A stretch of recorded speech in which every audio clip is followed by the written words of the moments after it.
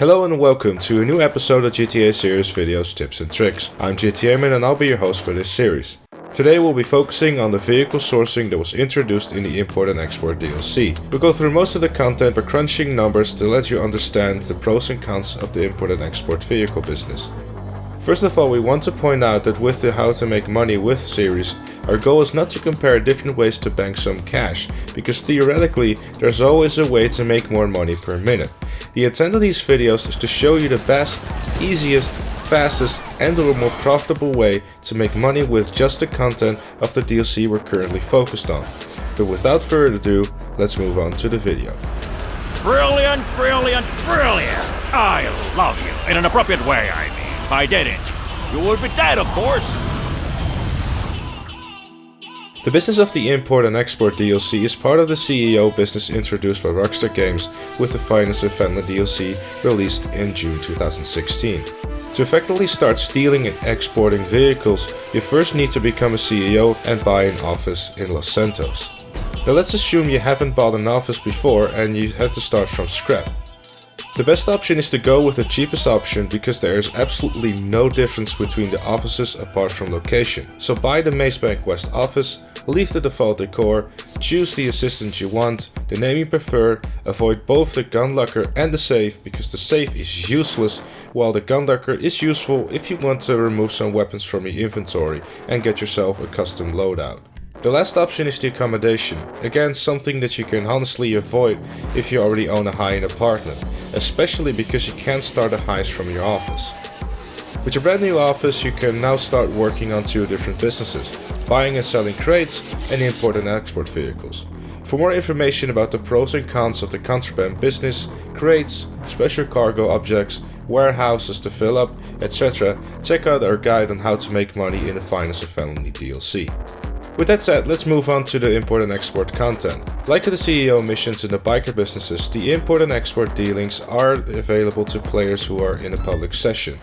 Making money through stealing and selling vehicles requires a constant activity from the player.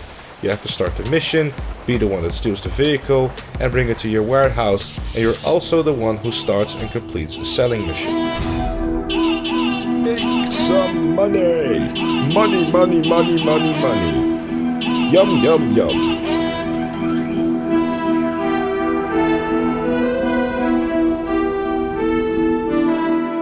To begin your adventure in the import and export world, go to your computer inside your CEO office and buy a warehouse to stock the vehicles you're going to steal. There are a total of 9 warehouses. Each of them are able to hold a maximum of 40 vehicles and are customizable in the same way, with the only difference being price and location. So, this is our new vehicle warehouse. Pretty nice, right? We're gonna store all our vehicle cargo here before moving it on. The cheapest warehouse is located at La Mesa and costs $1,500,000, while the most expensive one instead costs $2,850,000 and is located at Murrieta Heights. In both cases, we're considering the prices with the basic personalization. Other than price and location, the main difference between these warehouses is accessibility. The most expensive warehouse is located near the biggest junction in the Los Santos highway system, surrounded by low buildings to ease up the job with the cargo bump, which allows you to avoid damaging your vehicle.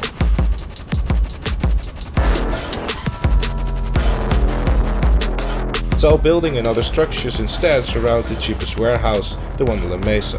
It also features small access to reach the building placed on a not so well paved street. Are these differences worth $1,350,000? Well, no. So money wise, buy the cheapest warehouse.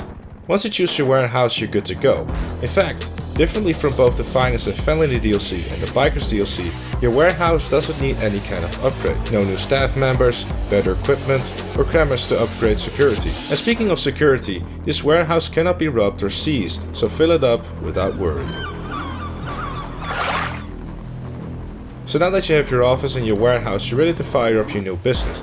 Your assistant already explained to you how this business works, but let us sum it up. Steal the vehicle, don't damage it, park it inside the warehouse, and then sell it. Again, don't damage it. Is it that easy? Yes, it is. But there's more, and allow us to explain it. When you decide to import a vehicle, you have to complete a small mission that will allow you to put your hands on the vehicle needed. There's a variety of almost 20 missions, each of those with other variants. For example, the car that could already be robbed by an NPC, followed by a police car. We're talking about police, placed in the middle of a crime scene. I need ammo! You may need to rob it from a racetrack by shooting the driver, or beat a time trial to win a pink slip and the vehicle itself. Scumbag! The car can be placed inside the car meet,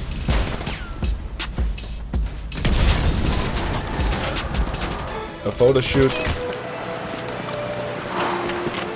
or protagonist of a stunt.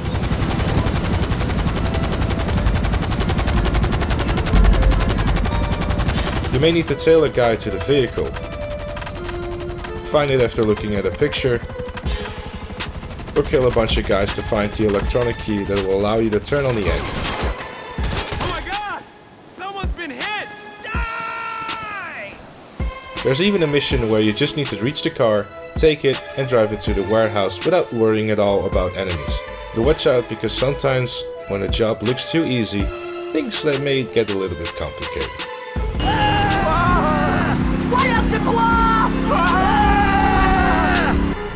Missions can also vary by location, number of enemies, and more. If you have the guts, you can also steal vehicles from other players. As soon as your enemy is near or inside the cargo vehicle, you can kill him and steal the car. If you do this, you have two different options. Take it to the nearest police station for a fixed payout of $5,000.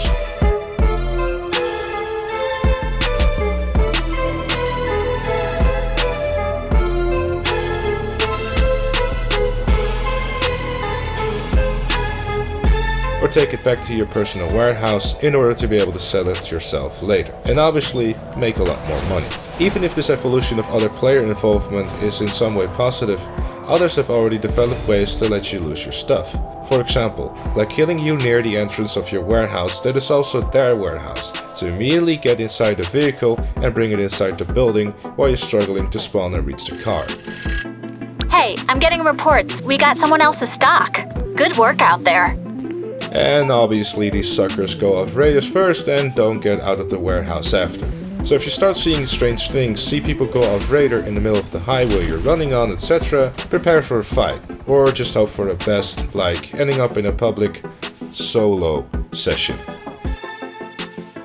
Especially because if someone kills you near your warehouse and you haven't spawned yet, your car will catch fire as soon as the other player opens the door of your car. And yes, you can also get your car stolen while you're exporting a vehicle. The other player will be able to deliver it to their warehouse as long as they don't already have that vehicle and license plate.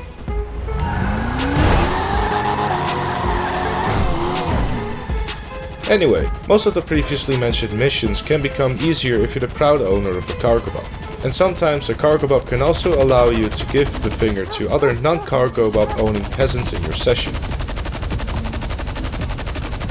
The DLC has a single kind of mission where using the cargo bob is required.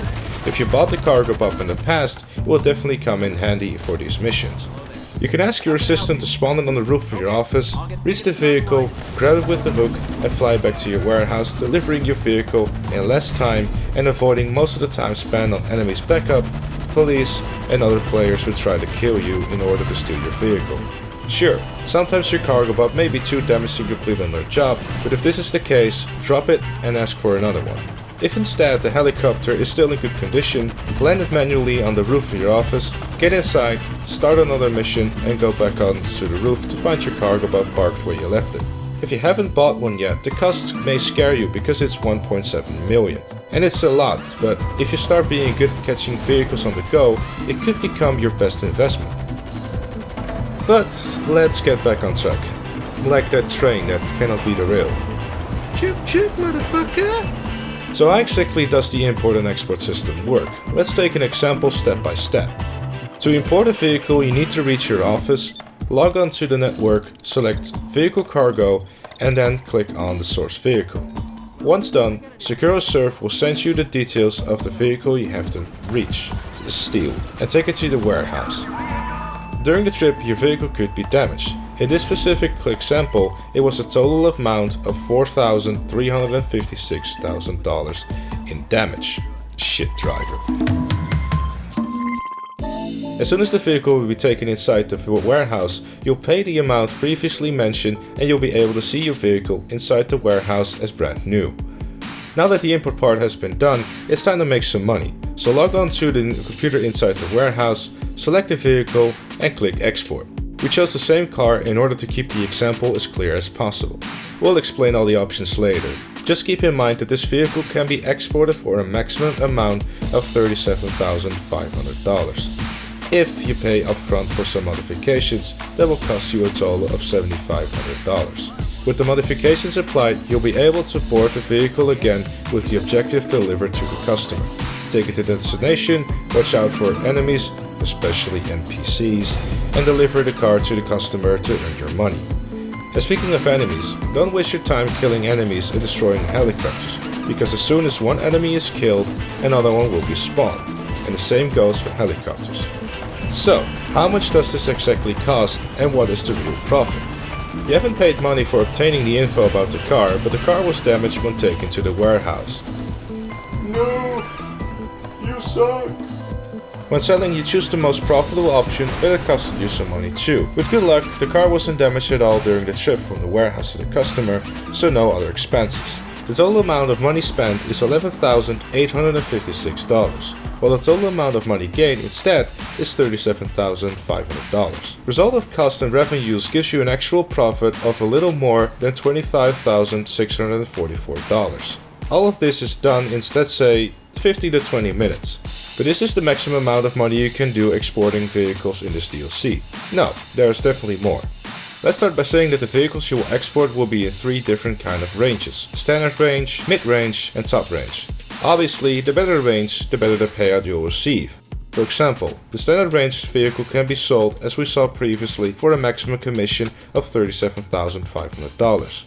But for top range, the commission will raise up to $100,000. But how can your commission change when exporting a vehicle? Easy. When you choose to export, you will have 3 different options. You can sell it to a private customer who won't ask you for nothing at all for 100% of the commission, to a showroom who will ask you for some standard modifications and payslips. Both will lower down your commission by a little less than 50%.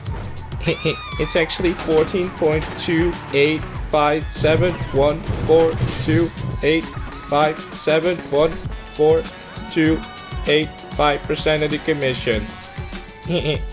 Or to the specialist dealer who will ask you for high-end modifications, lowering down your commission 20%. In the table shown over here, you can see the money you'll gain and the money you'll eventually need to spend. Differently from the game, we always subtracted the cost, which is the money in the red. But why do you need to spend money? Well, welcome to the fantastic world of exporting stolen vehicles. What am I doing in my life? When you choose to export a vehicle, you have 3 different options: private, showroom, and specialist dealer. Selling your vehicle to a private normally means taking it to a not so far location in less than 15 minutes. And most of the time with no enemies on your back, and the delivery will take less than 5 minutes. So the first option is a pretty safe way to export the car, gaining half of the most money you can make, but with the almost certainty to receive the full commission. If you choose to raise up the risk, you need to spend a little bit of money and export the vehicle to a showroom. The money you have to spend is necessary to remove the tracker, change the plates, colors, and sometimes other small changes in the vehicle. Once you're done with the modification, you're good to go, but this option always requires a mid-stop between the warehouse and the buyer in order to recover the falsified documents that allow the showroom to legally resell the vehicle. As soon as you collected the documents, you need to get back in the car and take it to the buyer. Enemies are a possibility with this option.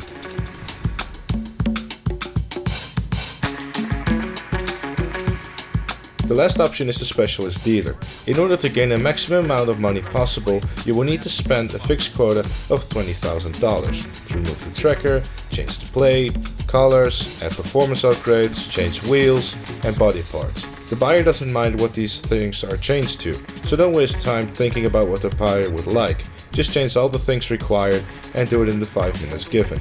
With these changes done, you have to take the vehicle to the dealer, who is normally placed far away from your starting location. Also, rarely you'll be lucky enough to bring the car in one piece to the destination, but most of the times choosing this option means you'll be facing a couple of enemy cars with high speed, great driving abilities and overpowered aim even at high speed.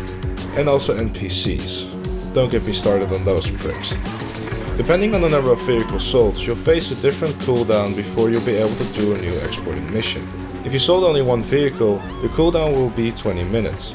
30 if you sell 2 vehicles, 40 if you sell 3 vehicles, and if you export 4 vehicles in a single mission, you'll face a 50-minute cooldown. And we're talking about in-game time here, not real-life time. If you quit the game, your cooldown timer will pause and then resume as soon as you enter GTA Online again. So in terms of money, what does this mean? Considering that an exporting mission cannot be longer than 15 minutes, but normally it's not over 5 minutes. Theoretically, you may be able to earn up to $320,000 per hour by filling up your warehouse and exporting 4 vehicles in a single mission every hour. To do so, by the way, you'll need more associates because you can export a maximum of 4 cars only if you have 3 associates in your organization. And here comes the sore spot of this DLC, that in some kind of way was also the sore spot of the Finest and Felon DLC. We're talking about the associates' payouts. When it comes to exporting vehicles, the CEO is the only one who makes money because all the associates receive a wage every 15 minutes. If a mission is completed with success, the payout will be raised by $500 and paid as a bonus. Is this fair? Well, as we already said when we had the opportunity 6 months ago, technically it is, considering that the CEO is the one who spent the money without receiving a regular wage. The CEO paid for the warehouse, abilities and the vehicles available throughout the interaction menu. He is the one who paid the damages both when the vehicle is taken inside the warehouse and where the car is exported. And most important, he's the one who takes the risk in losing everything. Because in a 4-car exporting mission, if all vehicles blew up, the associate loses $250, but the CEO instead loses $400,000. So technically, considering that in an hour an associate can earn a little more than $40,000, while the CEO could earn a maximum of $320,000, the payouts are virtually respectable. But let's be honest, no one is happy to work for $40,000 if your boss earns almost 10 times that. But there's a way that both the CEO and the associates can work together in the right way, both with a good payout to look forward to. And that way is called car collections. When you decide to export a vehicle, you should first check the tab Collection, because this tab shows you the possibility to export a bunch of specific vehicles collecting the full commission, without spending money on modifications, and also earning a bonus called Collection Bonus of $50,000, $35,000 or $20,000. The nicest thing about the collection bonus is that everyone receives it, not just the CEO, but all the members of the organization. That's going on the books, people. Cars sold, well done. Technically, if you have a bunch of trusted friends, the car collections may be the right way to think about this business. Simply blow up the vehicles that aren't part of your collection to avoid filling up your garage with garbage. The same tactic can be used if you play solo. Simply keep blowing up vehicles that aren't top class and won't allow you to earn a maximum amount of money while exporting. If instead you want to keep your success rate at the maximum value possible, then change setting when you see that the vehicle given is not the one you wanted. Before closing, allow us to spend a word on the special cargo vehicles. These vehicles are tied to the special mission that will be unlocked in the game every 4 vehicles that you'll take inside the warehouse. These vehicles can also be immediately bought in-game at a higher price, spending more than 18 million. But if you wait for the mission and complete it as a CEO, you'll gain access to a secondary prize, a discounted one. And all the discounted prices together will allow you to save a total of $4.5 million. Anyway, you don't need to buy everything, and there's no rush in having everything because none of these are limited content. Also, probably in the next months, most of these vehicles will receive a second discount during the special weekend events. So take your time. If you want them all now, you'll need more than 13 million, and that's not an easy number to cover in short times with this or other businesses. And if you want to see these vehicles and the related special vehicle missions in action, then be sure to check out the videos on our channel. So in short, making money in this DLC is pretty easy. Steal and sell, that's all. There aren't mountains of money coming in your pocket, and the maximum payout is lower compared to the other businesses.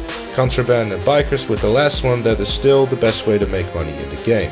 The import and export is probably the kind of business meant for those players who like to play solo, both in recovering and selling merchandise, obviously playing solo, but the risk given by a public lobby.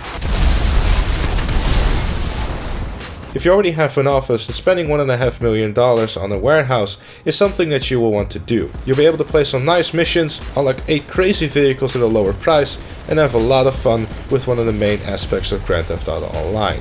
If you're worried about covering the cost, just think that you'll need to sell around 20 top tier vehicles to repay the warehouse, and if you also have to buy an office, add another 15 cars. From there, it's all profit, and your warehouse can store up to 40 vehicles. So maybe it's time to become a CEO for everyone. And that brings us to the end of this tips and tricks episode. I hope you found this useful. Thank you very much for watching from me, GTA Man, and the GTA Series Videos crew, and we hope to see you next time.